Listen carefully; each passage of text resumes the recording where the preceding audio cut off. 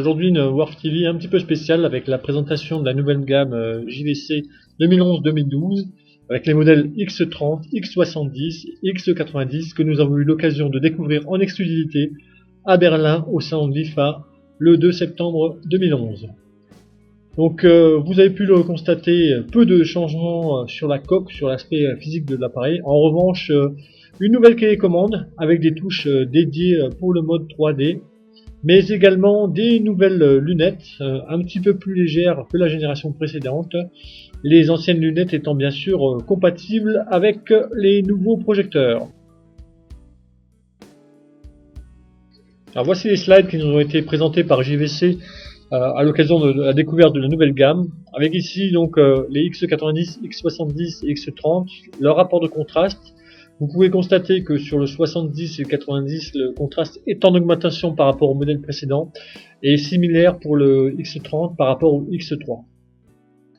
Première nouveauté, les modèles 70 et 90 permettent d'afficher des signaux de résolution 4K, à savoir 3840 points verticales par 2160 horizontaux, et également une amélioration des modes 3D. Vous pouvez voir sur le slide suivant l'ensemble de la gamme avec les disponibilités annoncées pour le mois de novembre 2011.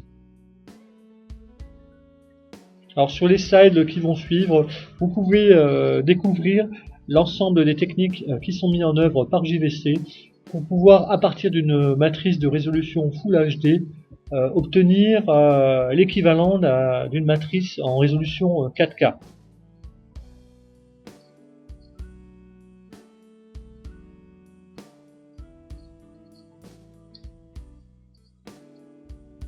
Alors, il ne s'agit pas simplement d'une mise à l'échelle par un traitement vidéo, il s'agit vraiment d'une technique propriétaire à JVC qui peut être équivalente à celle qui a été mise en œuvre par HP sur des projecteurs DLP qui s'appelait à l'époque la Vobulation.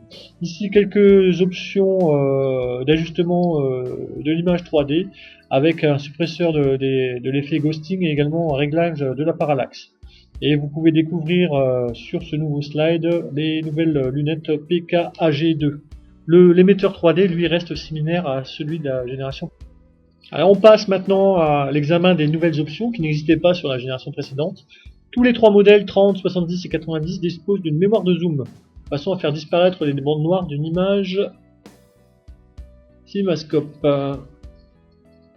On dispose sur les 70 et 90 d'un réglage plus fin de l'alignement des panneaux en cas de décalage, qui est maintenant ajustable par zone et sur un pas de 0,16 pixels. Pour la colorimétrie, deux options nouvelles, un éditeur des couleurs, d'un profil particulier de couleur à l'aide d'un PC, et sur le modèle X90, l'option la plus intéressante, l'autocalibration qui fonctionne avec les sondes Spider, à l'image de ce que propose Chromapour avec les scalaires Lumagen ou Iscan Duo. Alors concrètement, qu'est-ce que ça donne cette activation du mode 4K sur les 70 et 90 ? Bien, regardez cette photo.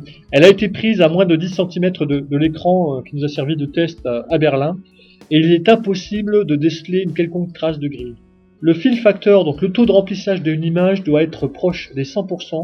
Il est impossible de déceler le plus petit pixel, alors que sur l'image comparative du X7 qui nous avait été proposé juste avant, on arrivait encore à voir cette grille.